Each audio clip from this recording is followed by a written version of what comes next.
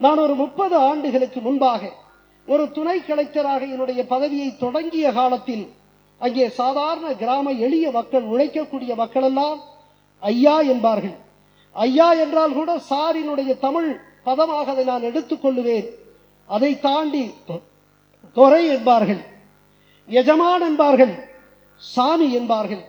உள்ளபடியே துறை, எஜமான், சாமி எல்லாமே மக்கள் தான் என்பதை அந்த மக்களே உணராமல் இருப்பது எனக்கு வேதனையாக இருக்கும்.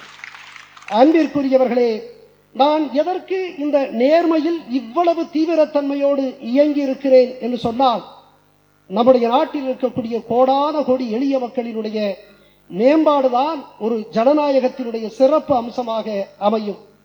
நான் மதுரை மாவட்டத்தில் ஆட்சித்தலைவராக இருந்தேன் 2012. அப்பொழுது என்னிடத்திலே ஒரு மனு வருகிறது. அந்த மனுவை பார்த்தவுடனே அதிலே அபாயம் இருக்கிறது என்று நான் புரிந்து கொண்டேன். அந்த அபாயம் வேறு ஒன்றுமில்லை, கிரானைட் சுரங்கங்களிலே முறைகேடு முற்றாக நிறைந்திருக்கிறது என்று அங்கே குறிக்கப்பட்டிருக்கிறது. அதை ஆய்வு செய்ய வேண்டும் என்ற அந்த கோரிக்கை இருந்தது. எனக்கு தெரியும், என்னுடைய துணைவியாருக்கும் தெரியும், அதை ஆய்வு செய்தால் என்ன ஆகும் என்று எனக்கு தெரியும், நிச்சயமாக தெரியும். நான் அங்கே மேலூர் பகுதியிலே இருக்கக்கூடிய அந்த கிராமங்களிலே இந்த கிரானைட் சுரங்கங்களிலே நான் ஆய்வு செய்தால் 24 மணி நேரத்தில் எனக்கு என்ன நடக்கும் என்று எனக்கு தெரியும். இப்பொழுது என்னுடைய பிள்ளை திலீபன், அவன் 10ஆம் வகுப்பு போக போகிறான் இன்னொரு வாரத்தில். எனவே அவனுடைய கல்வி 10ஆம் வகுப்பிலே அவனுடைய கல்வி என்பது எந்த குழந்தைக்கும் ஒரு முக்கியமான ஒரு நிலை. எனவே நான் எப்படி முடிவெடுக்கிறது? நான் இந்த மதுரை மாவட்டத்தினுடைய ஆட்சி தலைவராக தொடர வேண்டும், என்னுடைய பிள்ளை, என்னுடைய மகனுடைய கல்விக்கு பாதிப்பு இல்லாமல் பார்த்து கொள்ள வேண்டும் என்று சொன்னால் நான் மேலூர் பகுதிகளுக்கு செல்லக்கூடாது, அந்த கிரானைட் சுரங்கங்களுக்கே செல்லக்கூடாது. நான் பார்க்கிறேன் என்னுடைய நலன் பெரிதா, என் சமூகத்தின், என்னுடைய நாட்டினுடைய நலன் பெரிதா என்று நான் எண்ணுகிறேன். என் நலனை காட்டிலும் என் சமூகத்தின், என் நாட்டினுடைய நலன்தான் பெரிது என்று அங்கே மேலூர் பகுதியிலே இருக்கக்கூடிய அந்த கிரானைட் சுரங்கங்களிலே ஆய்வு செய்கிறேன். ஆய்வு செய்து அறிக்கையை அளிக்கிறேன். அதிலே பேரிழப்பு என்று நான் குறிப்பிட்டது கொஞ்சமல்ல அன்பிற்குரியவர்களே, 16,000 கோடி அரசுக்கு இழப்பு என்று நான் அங்கே குறிப்பிட்டேன்.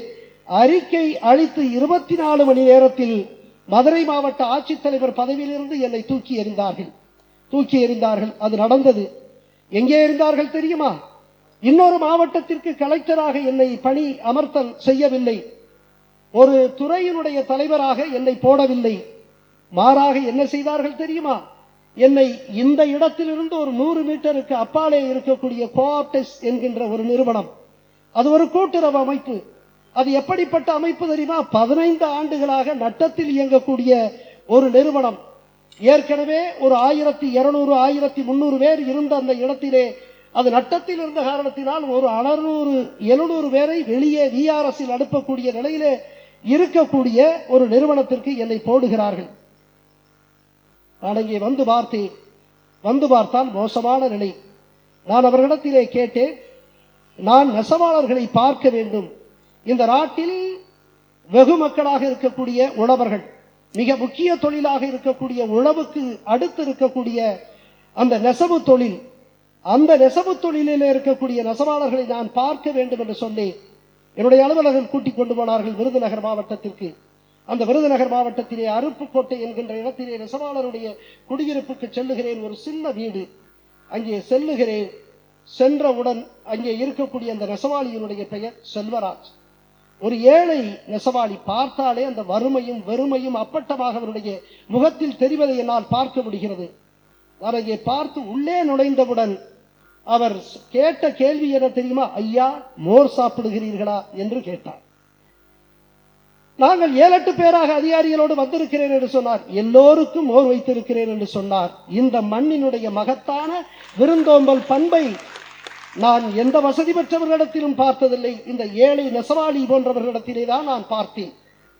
அப்படி சொல்லிவிட்டு எல்லா விவரத்தையும் கேட்டு, நீங்கள் சேலை நெய்கிறீர்களே, அருப்புக்கோட்டை சேலை பிரசித்தி பெற்ற சேலை, உங்களுக்கு எவ்வளவு கிடைக்கிறது என்று கேட்டேன். அவர் சொன்னார், ஐயா, ஒரு நாளைக்கு 60 ரூபாய் கிடைக்கிறது என்று சொன்னார்.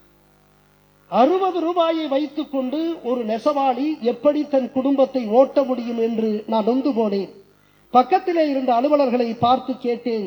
அங்கே இருக்கக்கூடிய கடைநிலை ஊழியரை பார்த்து கேட்டேன், உங்களுக்கு என்ன சம்பளம் என்று. பியூன் அவர் சொன்னார், எனக்கு 30,000 ரூபாய் ஒரு மாதம் சம்பளம் என்று சொன்னார். அப்படியானால் ஒரு நாளைக்கு 1000 ரூபாய். அதற்கு அடுத்த நிலையிலே ஆய்வாளர் நிலையிலே இருக்கக்கூடியவரிடத்திலே கேட்டேன், உங்களுக்கு எவ்வளவு சம்பளம் என்று. அவர் சொன்னார் 45,000 என்று சொன்னார். அப்படியானால் அவருக்கு ஒரு நாளைக்கு 1500 ரூபாய். அதற்கு பிறகு அதற்கு மேலே இருக்கக்கூடிய அலுவலர் அசிஸ்டன்ட் டைரக்டர், அவரிடத்திலே கேட்டேன், உங்களுக்கு எவ்வளவு சம்பளம் என்று கேட்ட பொழுது 60,000 ரூபாய் என்று சொன்னார். அப்படியானால் உங்களுக்கு 2000 ரூபாய் ஒரு நாளைக்கு சம்பளம் இருக்கிறது. பாருங்கள், நீங்கள் எந்த மனிதனுக்காக இருக்கிறீர்களோ அந்த மனிதனுக்கு ஒரு நாளைக்கு 60 ரூபாய் தான் கிடைக்கிறது. ஆனால் உங்களுக்கு 1000, 1500, 2000 என்று கிடைக்கிறதே. இவ்வளவு இடைவெளி இருந்தால் அது ஒரு ஜனநாயகத்தினுடைய மேன்மை இல்லையே. நீங்கள் இந்த மக்களுக்கு என்ன செய்திருக்கிறீர்கள் என்று கேட்டுவிட்டு நான் வெளியே வந்தேன். இப்படி நான் செல்லுகிற இடத்திலெல்லாம் 60 ரூபாய், 70 ரூபாய், 80 ரூபாய், 100 ரூபாய் தான் நெசவாளிகள் பெற்றுக் கொண்டிருந்தார்கள். இது எனக்கு வேதனையை அதிகரித்தது. நான் வந்தவுடனே முடிவெடுத்தேன், இந்த 15 ஆண்டு கால இந்த கோஆப்டெக்ஸை நாம் மாற்ற வேண்டும் என்று முடிவெடுத்து அத்தனை புதுமைகளை 2 வேலைகளை செய்தேன். 1, புதுமைகளை புகுத்துவது. 2, அரசியல்வாதிகளினுடைய குறுக்கீடை அறவே நிராகரிப்பது என்று நான் முடிவு செய்து 2 வேலையும் செய்தேன். 1.5 ஆண்டுகளிலே நண்பர்களே, 15 ஆண்டு காலம் நட்டத்தில் இருந்த ஒரு நிறுவனத்தை லாபகரமான நிறுவனமாக நான் மாற்றி காண்பித்தேன். அதிலே 2 கோடி ரூபாய் வந்தது லாபம். அதிலே 1 கோடியை முதன்முறையாக கோஆப்டெக்ஸ் 1935 தொடங்கப்பட்ட நிறுவனம்.